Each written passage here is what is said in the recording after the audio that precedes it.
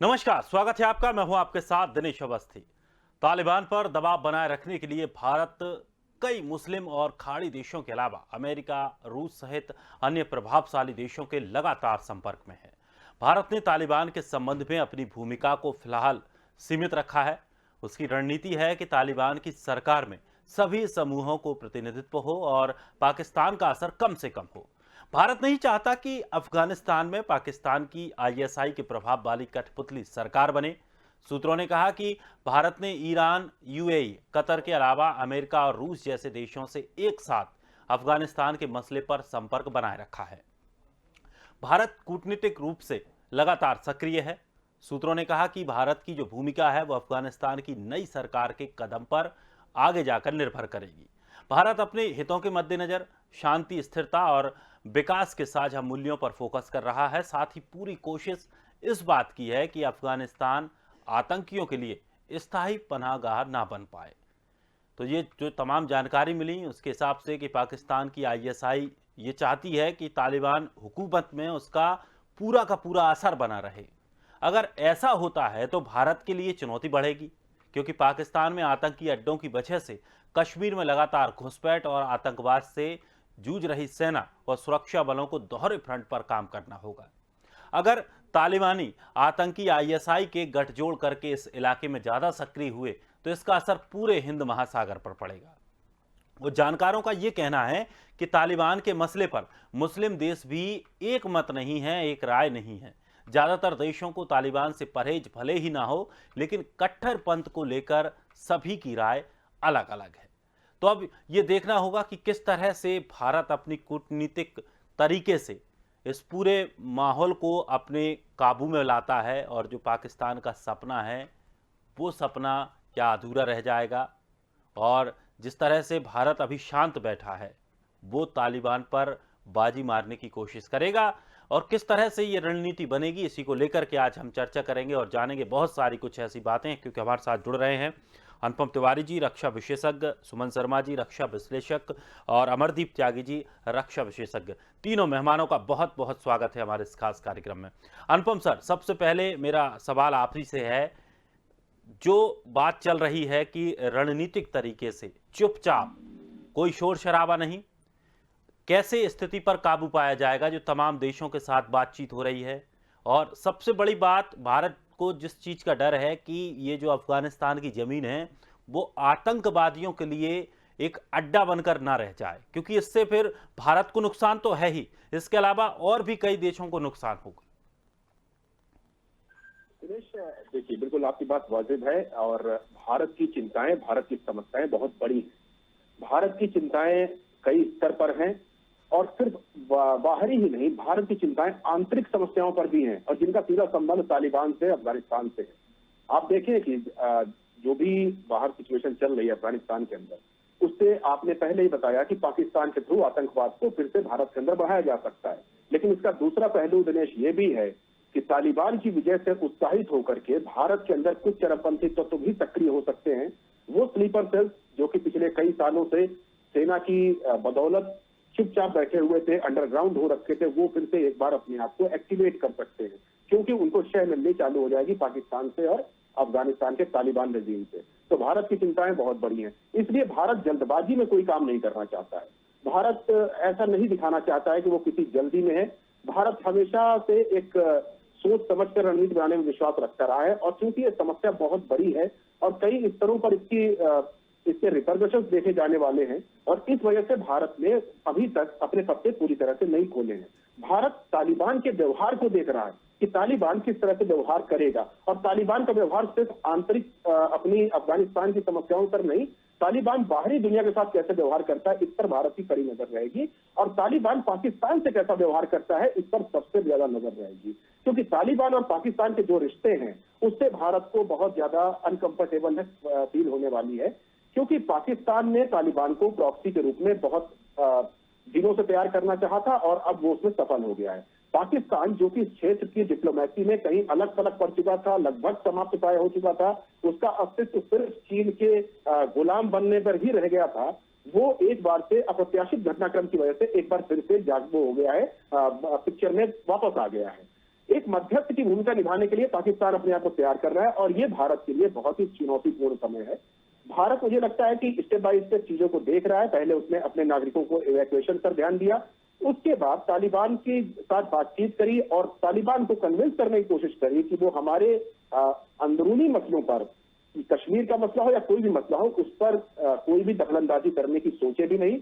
और इससे पाकिस्तान को भी संदेश दिया गया है कि तालिबान से चूंकि हम बात कर रहे हैं तो हो सकता है कि पाकिस्तान को इस चीज को खराब लगे और पाकिस्तान भारत का विरोध करना शुरू कर दे। तो भारत कई स्तरों पर एक साथ काम कर रहा है। जैसा कि आपने अपनी रिपोर्ट में बताया, विदेशों से बात कर रहा है, जैसे कि ऑर्गेनाइजेशन ऑफ इस्लामिक नेशंस जो है, ओआईसी के बड़े बड़े जो सुरमा हैं, सऊदी अरेबिया है, कतर है, यूएई है, सबके साथ भारत के पर्सनल रिश्ते बहुत अच्छे हैं। तो भारत कोशिश करेगा कि ओआईसी के माध्यम से अपनी चिंताओं को अफगानिस्तान के लेटेस्ट रजीम तक पहुंचाए और भारत अपने खतरों से सबको अवगत कराए। और मुझे लगता है कि इसके जो परिणाम है वो आने वाले दिनों में धीरे धीरे साफ होंगे। भारत बहुत ही खूबसूरती से अपनी चालें चल रहा है और अपनी समस्याओं को पूरे विश्व को बता रहा है और इससे भारत का फायदा ही होने वाला है, आप देखिएगा। बिल्कुल। अमरदीप सर, आपसे जानना चाहूंगा कि जिस तरह से तालिबान ने साफ तौर पर अभी कल उनके एक प्रवक्ता ने कहा कि हम अपने देश को शुरुआत की स्टार्टअप उसका करना चाहते हैं, एक व्यवस्था बनाना चाहते हैं जिसके लिए आर्थिक हमें सहायता की ज़रूरत है। और उन्होंने कहा कि हमारे लिए अभी फिलहाल में जो सबसे पहले अगर कोई देश आगे आ रहा है तो वो चाइना है, और चाइना से हमें काफ़ी उम्मीदें हैं कि वो हमें एक स्टार्टअप देने में हमारी मदद करेगा।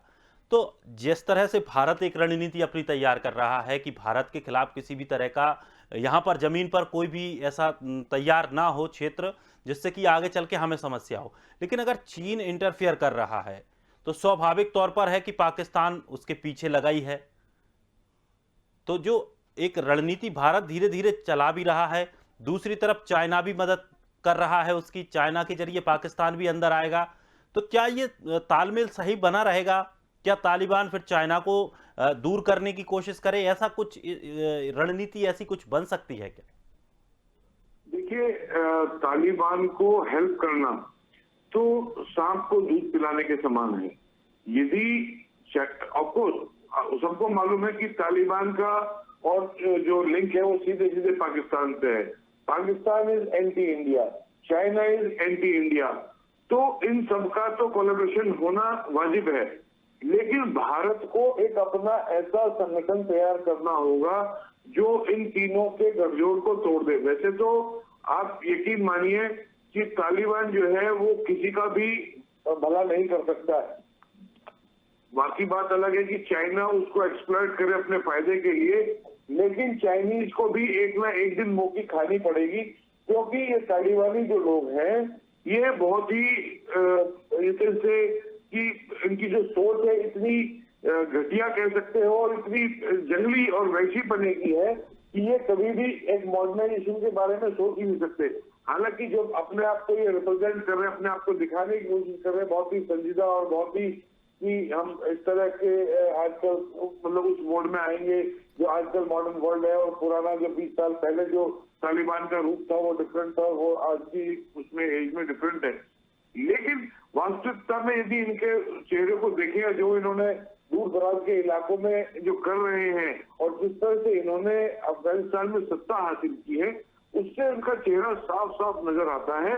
और इसमें साजिश है ये चाइना की, पाकिस्तान की और अमेरिका भी मुझे उसमें शामिल लगता है कभी कभी कि ये सब जानबूझ के सब किया गया षड्यंत्र है, इस तरह इक्विपमेंट को छोड़ के जाना।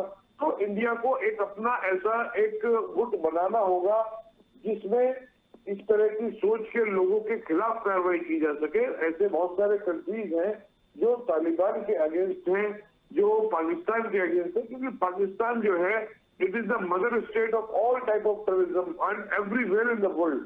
कहीं भी यदि आतंकवादी कोई घटना होती है उसका 101% जो उनका लिंक है वो पाकिस्तान से होता है, और पाकिस्तान को शेयर चाइना दे रहा है। तो चाइना का जो इस तरह का जो मंशा है उसको खत्म करने के लिए India should make a group of countries those who are against this type of countries और दिस टाइप ऑफ थॉट। बिल्कुल। और सर, जिस तरह से जो बात कर रहे हैं कि अगर उसके विरोध में कोई है, पंजशीर में भी अभी लगातार युद्ध चल रहा है, और पंजशीर के बाद स्थिति ऐसी बन रही है कि जो तालिबान में कुछ महिलाएं अभी भी, जो अफगानिस्तान में अभी महिलाएं हैं, वो अब विरोध के सुर निकालने लगी हैं। हालांकि उनको पता है कि उनकी स्थिति बहुत खराब हो सकती है, क्योंकि महिलाओं को इतना ज़्यादा आगे लाना या बोलना वहाँ पर शायद ही है कि वो जायज़ करें। लेकिन कुछ महिलाओं का ये भी कहना है कि अगर सरकार आप बना रहे हैं, सरकार आप चला रहे हैं, तो महिलाओं को जगह दें। तो जी, देखिए, ये विरोध आगे चलकर बढ़ सकता है क्या? नहीं, देखिए, ऐसा है, वो सब मौका तलाश रहे हैं। उनको सबको ये लगता है कि शायद कुछ बदलाव आ जाए और महिलाओं को जिस तरह का मौका मिलना चाहिए और तालिबान वो मौका दे दे। लेकिन हो सकता है जस्ट फॉर फेस वैल्यू जो है वो कुछ ना कुछ इस तरह का रिप्रेजेंटेशन कर सकते हैं, लेकिन हार्ट एंड हार्ट और अंदर से जो उनकी सोच है वो वैसी ही हो रहेगी। और जो महिलाएं होंगी, जो फोरफ्रंट में भी होगी, उनका एक्सप्लॉयटेशन ही होना है, उनको प्रेशर में ही रखना है। हमने कितने सारे वीडियो देखे जब वो उनके जो पत्रकार हैं उनको गन पॉइंट पे रख के अपनी तारीफ करवा रहे हैं। इस तरह हो सकता है कि इस तरह की महिलाएं भी हों जो अंडर प्रेशर इस तरह का बिहेवियर या इस तरह का वो दिखा रहे हो कि शायद तालिबान इज बेटर वे, मतलब behaving in better manner. But जो पंजशीर है या पंजशीर वैली के जो लोग हैं, they are never ever going to surrender in front of Taliban. And India should support, and मैं तो कहूंगा खाली इंडिया ही नहीं, the whole world should support northern alliance and the people of Panjshir so that they can take over and ठीक ठाक अच्छी एक सुनियोजित सरकार वहां बन सके। क्योंकि एज इट इज जब वहां के जो राष्ट्रपति जो अशरफ गनी थे वो वहां से भागे हैं, लेकिन जो उपराष्ट्रपति हैं वो तो पंजशीर में मौजूद हैं, and he has declared himself as a interim government. So we should support that interim government, and we should give support to this Northern Alliance and people of Panjshir. बिल्कुल। और जिस तरह से पंजशीर के जो लड़ाई जिस तरह से लड़ रहे हैं मसूद, वो वहाँ के कमांडर जो पूरी तरह से कमान संभाले हुए हैं। कल एक खबर आई थी कि 700 लोगों को लगभग उन्होंने तालिबान के लड़ाकों को मार दिया है और 500-600 लड़ाकों को उन्होंने बंधक भी बना लिया है। सुमन जी, आईएसआई को लेकर अगर बात करें और आईएसआईएस को लेकर बात करें, हैं सब एक ही थाली में, बस इनके नाम अलग अलग हैं कि इनको किसी भी अलग अलग नाम से पुकारो, लेकिन इनके जो मंसूबे होते हैं वो एक जैसे होते हैं और खास करके भारत के तो सभी के मंसूबे खिलाफ ही रहते हैं। तो जिस तरह से आईएसआई चाहता है कि जो तालिबान में अब सरकार बने उस पर वो अपनी मजबूत पकड़ बनाए रखे, क्या उसमें ये आईएसआई कामयाब हो पाएगा? जिस तरह से जो लगातार उनका जो जुड़ाव बना हुआ है, पाकिस्तान खुशी मना रहा है कि चलो तालिबान में, अफगानिस्तान में तालिबानी सरकार बन रही है और उनका जो भाईचारा है और अंदरूनी बहुत सपोर्ट भी दिया जा रहा है, तो किस तरह से इसे आप देखती हैं? क्या आईएसआई सफल हो पाएगा? क्योंकि और देश भी इस जुगत में लगे हैं कि यहाँ पर नज़र सभी की बनी हुई है। अभी भले ही शांत सब बैठे हों, लेकिन नज़र सभी की बनी हुई है कि यहाँ कुछ भी ऐसी स्थिति ना पैदा हो पाए जो आगे चल करके परेशानियां बने। आपकी बात ठीक है। आईएसआई पूरी कोशिश कर रहा है कि उनकी पकड़ बनी रहे वहाँ जो नई सरकार बनने वाली है, और ये सारी दुनिया भी वहाँ नज़र लगा के बैठी है। ये सबसे पहले तो जो ISI chief lieutenant general Faiz Hamid, उनका जो एकदम अचानक सरप्राइज विजिट हुआ है काबुल में, जिसके बारे में कुछ मालूम नहीं था। वो विजिट ऐसे बताया जा रहा है कि अनअनाउंस्ड था और सरप्राइज विजिट था।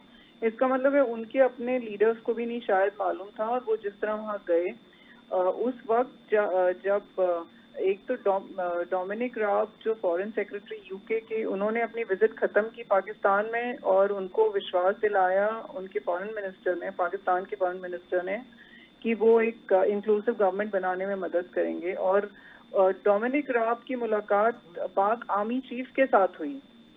यूजुअली लीडर्स अपने काउंटर पार्ट्स के साथ मिलते हैं, मगर पाकिस्तान में जब भी कोई जाता है तो वो आर्मी के लीडर्स के साथ भी मिलते हैं। तो वहाँ पाक आर्मी चीफ जनरल का बाजवा ने उनको आश्वासन दिलाया कि वो इंक्लूसिव सरकार बनाने में असिस्ट करेंगे।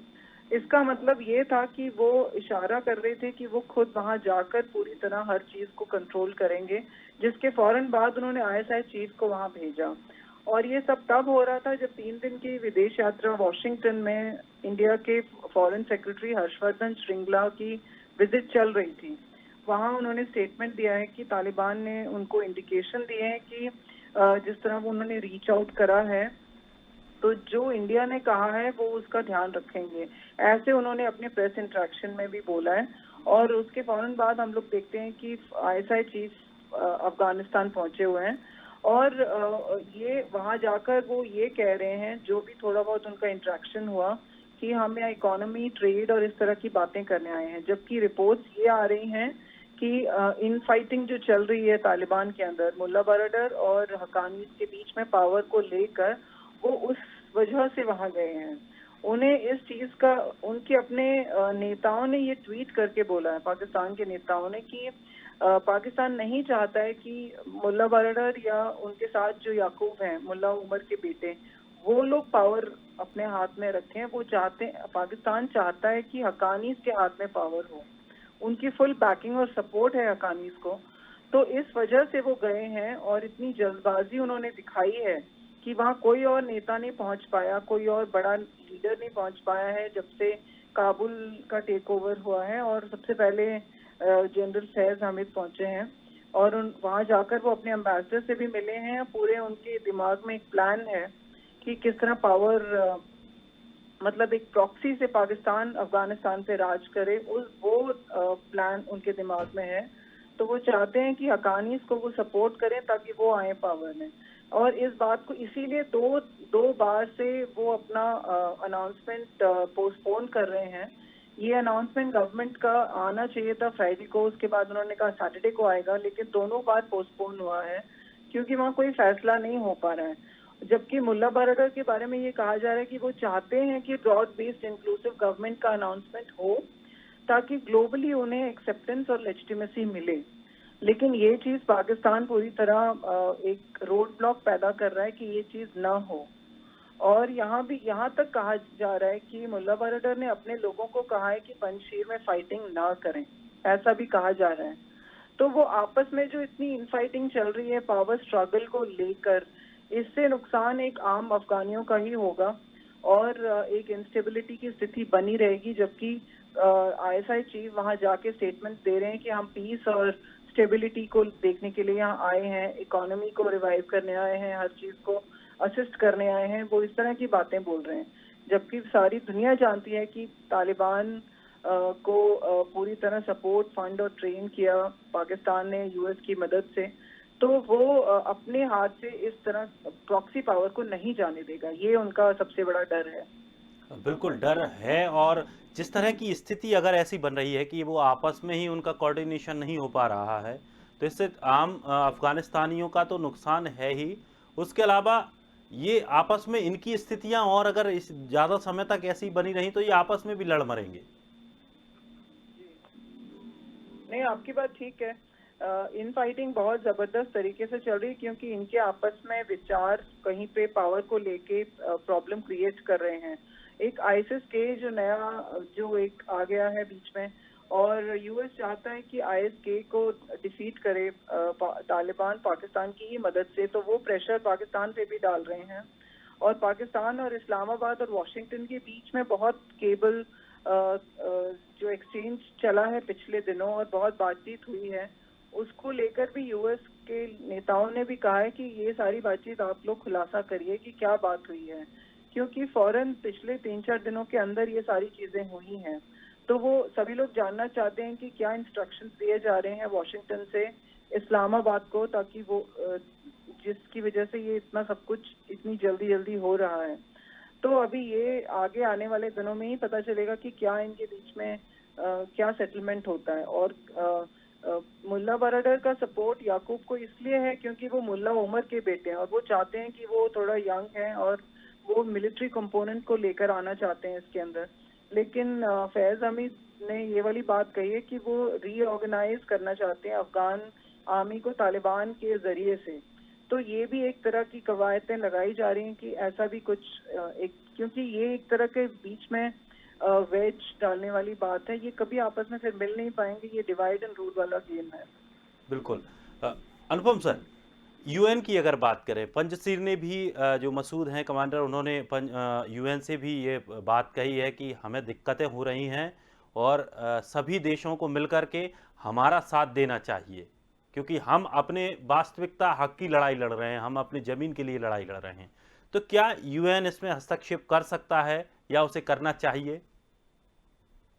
यूएन को हस्तक्षेप करना तो चाहिए, लेकिन अभी वो करेगा नहीं। अभी वो 2-3 महीने तालिबान की जो स्थिति है उसका गौर से अध्ययन करेगा और उसके बाद हो सकता है हस्तक्षेप करे। लेकिन प्रश्न यह है कि 2-3 महीने तक क्या मसूद अपनी सेना के साथ तालिबान का मुकाबला कर पाएंगे? ये थोड़ा सा मुश्किल बात है, क्योंकि जितने सीमित संसाधन उनके पास हैं, भले ही उनको थोड़ा जियोग्राफिकल लोकेशन की वजह से फायदा हो रहा हो, लेकिन प्रैक्टिकली अगर देखा जाए तो जिस तरह के संसाधन तालिबान के पास हैं, उतने मसूद के पास या नाजर अलायंस के पास उस पर्टिकुलर एरिया में नहीं है। अब उनको बिना बाहरी मदद के, तुरंत बाहरी मदद के बिना ये तालिबान को नहीं हरा सकते हैं। अब तुरंत बाहरी मदद उनको कहां से मिलेगी? क्योंकि तालिबान के सपोर्ट में एक पूरा नेटवर्क खड़ा हो गया। आप देखिए कितनी तेजी से विश्व का जो गणित है पिछले 6 महीने के अंदर बदल गया है। एक समय अफगानिस्तान वेस्ट और इंडिया जैसी ईस्ट की डेमोक्रेसी के बीच में एक बड़ा लूज अलायंस टाइप का हुआ करता था। ऐसा माना जाता था कि ये बीच की कड़ी है जिससे वेस्ट और ईस्ट जुड़ जाते हैं, डेमोक्रेसी स्पेशली जुड़ जाती है। और आज अचानक से 1 महीने के अंदर ही घटनाक्रम इस तरह का हुआ कि विश्व के जो 4 बड़ी शक्तियां हैं, ईरान, पाकिस्तान, चाइना और रशिया, इन्होंने एक तरह से अपना एक गुट बना लिया है, जो कि अफगानिस्तान के अंदर एक नई भूमिका में आना चाहते हैं। सबके अपने अपने हित हैं, सबकी अपनी अपनी समस्याएं हैं। पंजशीर की तरफ इसी वजह से यूएन नहीं घुसेगा, क्योंकि चीन और रशिया अभी समर्थन नहीं करने वाले हैं। पंजशीर का जो साथ है वो सिर्फ और सिर्फ मानवीय आधार पर दिया जा सकता है। उनको राशन पानी मुहैया करवाया जा सकता है यूएन की तरफ से, उनको मेडिकल फैसिलिटीज मुहैया करवाई जा सकती हैं, उनको ह्यूमैनिटेरियन एड तो दी जा सकती है। लेकिन अगर हम और आप सोचें कि उनको मिलिट्री एड दे दी जाएंगी, वो फिलहाल बहुत मुश्किल लगता है, क्योंकि कोई भी देश अभी फिलहाल अफगानिस्तान में अपने हाथ नहीं चलाना चाहेगा। ताजिकिस्तान का उदाहरण आप ले लीजिए। ताजिकिस्तान के पास खुद उतने संसाधन नहीं है, लेकिन वो पंजशीर के साथ अच्छी खासी सीमा शेयर करता है। ताजिकिस्तान के थ्रू उनको मदद पहुंचाई जा सकती है पंजशीर के शेरों को, लेकिन कौन देश होगा जो ताजिकिस्तान को इस मामले में आगे करेगा? ताजिकिस्तान खुद नहीं चाहता है कि वो फिलहाल अफगानिस्तान के अंदरूनी समस्याओं में इन्वॉल्व हो, क्योंकि ताजिकिस्तान उनके रिफ्यूजीज की बाढ़ से परेशान हो चुका है। बहुत सारे इस्लामिक नेशंस हैं जो कि यहाँ पर मध्यस्थ की भूमिका निभा सकते थे, लेकिन सरप्राइजिंगली जो बड़े रिच मुस्लिम नेशंस हैं, इस्लामिक नेशंस हैं, उन्होंने अपने आप को अफगानिस्तान की किसी भी भूमिका से अलग करके रखा हुआ है। सऊदी अरब का उदाहरण सबके सामने है। सऊदी अरब की तरफ सब लोग, सारे इस्लामिक देश देखते हैं, गाइडेंस के लिए देखते हैं, लेकिन उसने अपने आप को अलग कर रखा है। तुर्की, जो कि एक रीजनल प्लेयर था, जो लग रहा था कि अफगानिस्तान में कूदेगा, उसने भी सिर्फ काबुल एयरपोर्ट की सुरक्षा के अलावा अभी तक कोई हस्तक्षेप करने की बात नहीं करी है। तो जो विश्व की शक्तियां हैं वो फिलहाल अपने आप को अफगानिस्तान से दूर रखना चाहती हैं। भारत जैसे जो रीजनल बड़े प्लेयर्स हैं, उनके अपने प्रॉब्लम्स हैं, वो खुद अभी इन्वॉल्व नहीं होना चाहते हैं। अब ये समस्या सिर्फ और सिर्फ पाकिस्तान और अफगानिस्तान और चीन तक सीमित हो जाती है। अगर पंजशीर को लड़ाई लड़नी है तो उनको किसी न किसी तरह से चाइना को ये मैसेज देना पड़ेगा, पाकिस्तान को ये मैसेज देना पड़ेगा कि ये लड़ाई उनसे नहीं है, ये तालिबानियों से लड़ाई है। और हो सकता है दिनेश जी, ये बहुत ही प्रैक्टिकल है, क्योंकि चीन किस समय कौन सा करवट बदल लेगा ये कोई नहीं जानता है। तो हो सकता है कि कल को चीन इस तरह से पंजशीर की तरफ से इन्वॉल्व हो जाए ताकि तालिबान को भी प्रेशर में रखा जा सके, क्योंकि चीन भी ये देख रहा है कि तालिबान चूंकि पाकिस्तान का प्रॉक्सी है, वो स्ट्रेटेजिक रूप से भारत के लिए भी नुकसानदेह हो ही सकता है, वो लॉन्ग टर्म में चाइना के लिए भी नुकसानदेह हो सकता है। चीन की आप याद करें, चीन ने एक चीज यूएन में कही थी कि इस्लामिक स्टेट की तरह ही Islamic state of East Turkistan को भी आतंकवादी का दर्जा दिया जाए, और इसके लिए उसने बहुत मिन्नतें करी थी, बहुत प्रयास किए थे, बहुत डिप्लोमेटिक लड़ाइयां लड़ी थी। तो इसी से पता चलता है कि चीन अपने हित को देख रहा है। हो सकता है कल तो घटनाएं फिर चेंज हो, जैसे कि पिछले 6 महीने में विश्व के जो 2 बड़े गुट थे वो बदल चुके हैं। हो सकता है अगले आने 1-2 महीनों में आने वाले में फिर से कुछ बदलाव आ जाए, लेकिन फिलहाल विश्व को पंजशीर के अंदर ह्यूमैनिटेरियन एड की जरूर शुरुआत कर देनी चाहिए, ऐसा मेरा मानना है। पंजशीर की लड़ाई लंबी चलने वाली है। फिलहाल उनके शेरों को अपने आप इसको लड़ने दीजिए, हम उनको एड पहुंचाएंगे। मिलिट्री डेवलपमेंट क्या होता है ये आने वाला समय बताएगा। बिल्कुल। अमरदीप सर, कम समय में एक बात और जानना चाहूँगा कि जिस तरह से ये बात कर रहे थे अभी अनुपम सर ने बताया कि चाइना पंजशीर की भी मदद कर सकता है, लेकिन जिस तरह से अगर पाकिस्तान है, अगर पाकिस्तान की बात जो नए तालिबान हैं अगर वो नहीं मानते हैं या उनको लेकर के नहीं चल रहे हैं, फ्रंट में लेकर नहीं चलते हैं, तो क्या पाकिस्तान भी पंजशीर की मदद कर सकता है कुछ? क्योंकि उसे उसे तो ऐसा उम्मीद है ना कि अगर पंजशीर का वो मदद करेगी तो तालिबान को कहीं ना कहीं झुकाया जा सकता है, दबाव बनाया जा देखिए, सकता है। फिलहाल तो स्थिति ये है कि पाकिस्तान ने तालिबान को अपने यू कैन से चंगुल में रखा हुआ है, या अपने, क्योंकि ये तालिबान जो है वो उसका जो जन्म हुआ ना, it is like a monster. जो जन्म हुआ है उसका पाकिस्तान, चाइना और अमेरिका के कॉम्बिनेशन से इस एक विध्वंसक मॉन्स्टर का जन्म हुआ है, और इसका काम जो है सिर्फ विध्वंस करना है। ये या तो इसे कोई ना कोई मिलता रहेगा, जैसे इसने अपने देश का ही विध्वंस कर रहा है, वो पाकिस्तान का विध्वंस करेगा, चाइना का करेगा और अमेरिका का भी करेगा। लेकिन यदि इन तीनों को नहीं कर पाएगा तो फिर वो आपस में अपने आप का करेगा। तो अच्छा, रही बात, क्योंकि पाकिस्तान ने इसको जन्म दिया है, तालिबान की सोच का जो जन्म है वो पाकिस्तान की ISI का है, वो आतंकवादियों को सपोर्ट करते हैं। मुझे नहीं लगता कि वो किसी भी कंडीशन में पंजशीर की हेल्प करेंगे या पंजशीर को सपोर्ट करेंगे, क्योंकि उन्होंने तालिबानियों को ही सपोर्ट करना, और तालिबान जैसे भी है वो उनके उसी एक ही थैली के चट्टे बट्टे हैं, उन्हीं की सोच से चलने वाले लोग हैं। क्योंकि देखिए, इनका जन्म पाकिस्तान द्वारा हुआ, उनका जो पालन पोषण है वो सारा पाकिस्तान ISI द्वारा हुआ। हो सकता है, जैसे मैंने आपको बताया, it is kind of monster जो अपने आप को भी विध्वंस कर सकता है, कि कल को यदि आपस में ना बने तो आपस में लड़ाई जरूर हो सकती है, लेकिन पाकिस्तान किसी भी कीमत पर पंजशीर को सपोर्ट नहीं करेगा, क्योंकि पंजशीर के और इनके जो जी सर, अनुपम सर, एक मिनट में समय थोड़ा सा। एक बहुत ही रोचक तथ्य ये मैं बताना चाह रहा था कि पाकिस्तान और तालिबान के आपसी रिश्ते बहुत अच्छे नहीं है। अब सबसे बड़ी समस्या उनके बॉर्डर को लेकर की है। तालिबान पश्तून बॉर्डर को जो पाकिस्तान के साथ लगी हुई है उसको नहीं मानता, उसको दर्जा ही नहीं देता है। तो मुझे भविष्य में ये कंफ्रंटेशन का सबसे बड़ा कारण दिख रहा है कि जो पाकिस्तान और तालिबान के बीच में दूरियां पैदा करेगा। कितने भी डिप्लोमेटिक प्रयास करे जाए, एक अगर इस्लामिक चरमपंथ को छोड़ दिया जाए, तालिबान और पाकिस्तान के बीच में विवाद के 50 कारण हैं, और उन 50 कारणों में से किसी भी एक कारण को अगर हवा दे दी जाए, बाहरी शक्तियों द्वारा हवा दे दी जाए या अपने आप ही उनके अंदर हवा लग जाए, तो हो सकता है कल को पाकिस्तान और तालिबान के बीच विवाद पैदा हो जाए। और इसी वजह से मैं कहता हूँ कि पंजशीर का जो लड़ाई है वो अभी खत्म नहीं हुई है, वो अभी और आगे चलेगी। कुछ प्लेयर्स इधर से उधर जाएंगे, कौन कहाँ जाएगा अभी कहना, लेकिन बीच बीच में उसको थोड़ी थोड़ी मदद मिलती रहनी चाहिए कहीं ना कहीं से।